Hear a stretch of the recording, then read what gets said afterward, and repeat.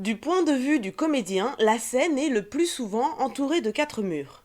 On entre en scène comme on entrerait dans un salon, et on en sort avec la même intensité que si on avait trouvé une porte à claquer.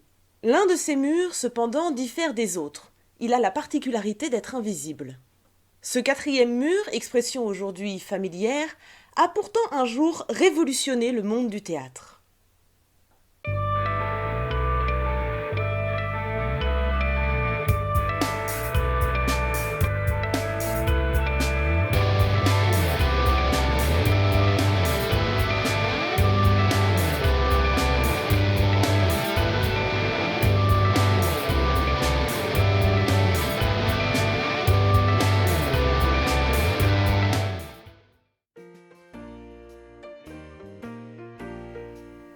Avant le XVIIIe siècle, point de 4e mur.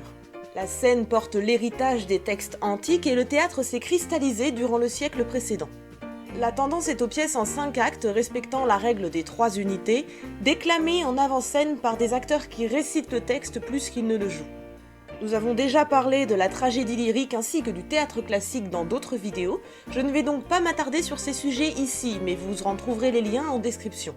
Vous aurez donc ainsi une idée de l'actualité théâtrale au XVIIe siècle.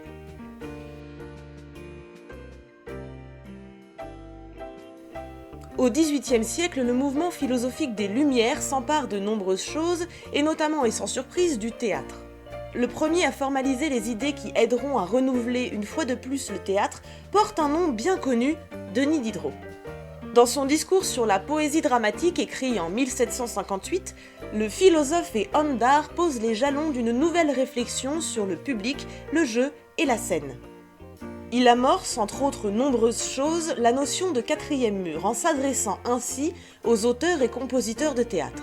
Soit donc que vous composiez, soit que vous jouiez, ne pensez non plus aux spectateurs que s'ils n'existaient pas.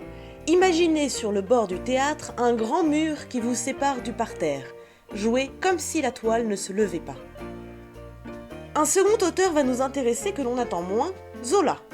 Dans ses réflexions sur le théâtre, bien évidemment moins connues que ses romans, ce romancier du XIXe siècle rêve d'un renouveau du théâtre mettant en scène de véritables drames humains et non plus des mensonges éhontés. Il souhaite pouvoir, au théâtre, croire en l'histoire qu'on lui raconte. L'héritage de ces deux auteurs sera réuni en la personne d'André Antoine. L'homme dispose d'une carrière admirable sur laquelle nous reviendrons peut-être un jour et ses influences sont nombreuses.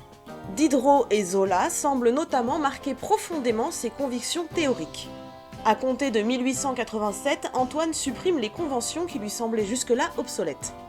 Le décor devient plus travaillé et réellement habité par les personnages. La diction redevient plus naturelle, le jeu plus gestuel et surtout se met en place le fameux 4e mur virtuel.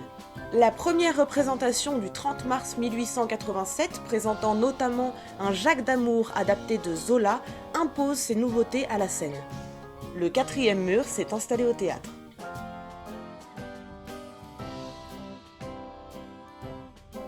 Le 4e mur est comme un miroir sans teint. Il est la limite entre la scène et les spectateurs, entre des époques ou des mondes différents, entre ceux qui découvrent l'histoire et ceux qui la racontent. Il est le rideau qui s'est levé pour tout le monde, sauf pour les acteurs. André Antoine le pense dans la dimension diderottienne où le public devient le témoin ignoré de la chose. Assez rapidement après l'introduction de cette notion au théâtre, les auteurs commencent à l'utiliser en imaginant de nouvelles conceptions de l'espace scénique. L'aparté arrive sur scène. Oubliant un instant le 4e mur qui le sépare des spectateurs, un comédien s'adresse directement à eux pour leur fournir une information capitale. La magie de cet instant est spéciale, car si le public est le témoin de l'aparté d'un personnage recevant une confidence, les autres personnages de la pièce, eux, ne le sont pas. L'aparté est une fenêtre dans le 4e mur, brève et fugitive. En dehors de ces apartés, le 4e mur est théoriquement opaque pour les spectateurs. Cela implique plusieurs modifications profondes dans ce qui se déroulait jusque-là sur scène. Puisque les personnages d'une pièce évoluent dans un endroit clos, celui-ci se doit d'évoluer avec eux, de s'adapter à eux. La conception du décor, des accessoires et des éclairages doivent donc être achevées avant que les acteurs ne commencent à jouer. Leur gestion de l'espace ne dépend plus du regard du public. Ils peuvent lui tourner le dos, interagir avec leur environnement et surtout cherchent à atteindre une forme de jeu ressemblant davantage à un instant de vie surpris à la dérobée qu'à un récit narratif sciemment construit. Avec le temps, bien évidemment, certains ajustements ont été faits qui sont enseignés aux comédiens lorsqu'ils se forment à la scène. En général, on évite à présent par exemple de parler de dos aux spectateurs car le son met beaucoup plus longtemps à leur parvenir. Les répliques prononcées par un acteur de dos sont moins perceptibles et l'expression du visage risque aussi de faire défaut. Pour cette raison, un acteur qui doit, pour une raison ou pour une autre, parler de dos au public aura souvent la tête légèrement tournée au-dessus de son épaule afin d'ouvrir davantage son propos au public. Pour favoriser la vue cette fois et pas seulement l'audition, on préférera à un profil direct un profil de 3/4. Celui-ci donne l'illusion d'un profil qui cependant concerne les spectateurs. Les acteurs n'ont pas conscience de la présence du public, mais ils jouent pour lui.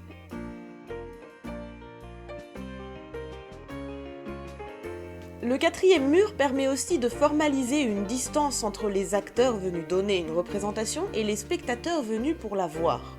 L'obstacle est plus qu'une convention, il est psychologique. Bien entendu, quantité de spectacles optent aujourd'hui pour une adresse directe au public. Cependant, cette adresse est dirigée vers un public dans son ensemble, en tant que masse humaine, et non pas aux différents individus qui la composent. C'est souvent lorsque cette limite est franchie que le spectateur se rend le mieux compte de l'importance pour lui du quatrième mur. Sans lui, le spectateur n'est plus en observation mais en action, ce qui, dans certains cas, est délicieux, dans d'autres moins. Dans une déambulation ou dans un escape game, le quatrième mur n'existe pas, sauf peut-être pour le maître du jeu. Actuellement, en vous parlant, je l'ignore complètement.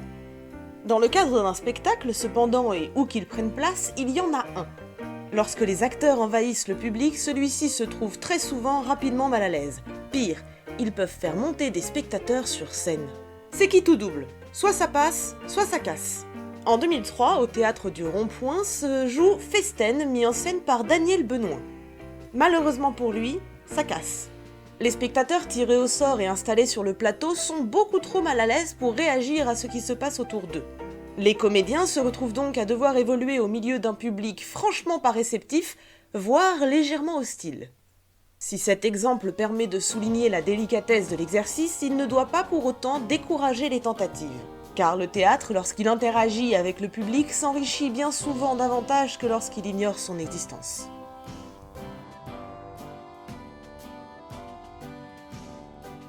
Cette notion vous est familière, que vous soyez un amateur de théâtre ou non. Le concept s'est largement développé et appliqué à d'autres disciplines dont les plus notables sont le cinéma, les jeux vidéo et aussi la publicité.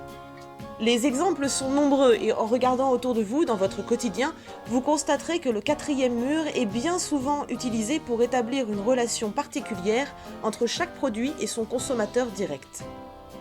Le monde aujourd'hui s'adresse à nous en tant qu'individus, ou souhaite en tout cas nous en donner l'impression.